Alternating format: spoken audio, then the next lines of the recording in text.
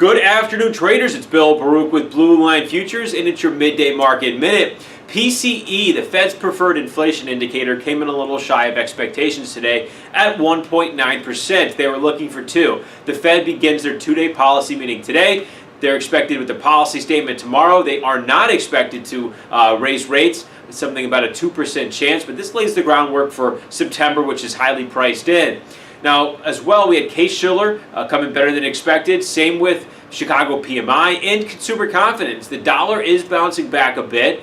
The equity markets are responding to news that China and the U.S. are reopening trade negotiations. The White House is expected to impose $16 billion of tariffs on China. This has been in the pipeline. This is expected. It's supposed to be due tomorrow. Watch this. Even though this is likely to come out, we've said that China's response to this, and then the White House responding from there, would be about $200 billion is what they're calling for. That would be the full-blown trade war, and equity markets would have to respond to that. But for now, we talked about it in the Morning Express. The buy the dip, we're looking at that 2806 level, 2803, 2806. It did get a chance in the S&P if you stepped in there, as well in the NASDAQ. 7175 to 7200 was our big level there in the NASDAQ. Markets are responding higher. We called for, at minimum, a consolidation higher ahead of Apple's earnings after the bell and the Fed meeting tomorrow and those Chinese tariffs. We don't think they're going to break this market ahead of that. So the markets are responding. The market is moving higher from those support levels, but you want to stay nimble. You got to see the S&P out above 28.23 to really become more than neutral on the ultimate price action, and it's bullish out above 28.30.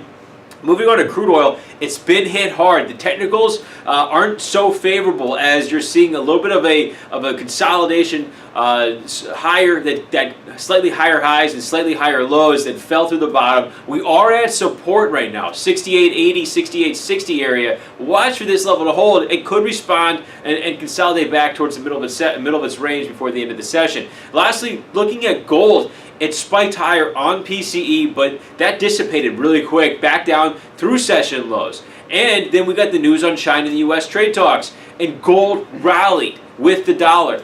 Now, this is because this would mean that China is unlikely to continue to devalue the yuan while these talks are going. And gold, again, responded to that. That's important for gold. Watch for the metal in the December contract. We need to see it get above 12.35 to start squeezing some shorts. That really wouldn't squeeze the shorts at that point, but you could attract the buyers, get some momentum in the market. You need to get above 12.50 really to start squeezing that record short position. Give us a call. We're here to talk about anything on the board. 312-278-0500. You can email us info@bluelinefutures.com. You can check our website for updates, and you can sign up for a free trial of our research there. But remember, futures trading involves substantial risk of loss and is not suitable for all investors. Thank you.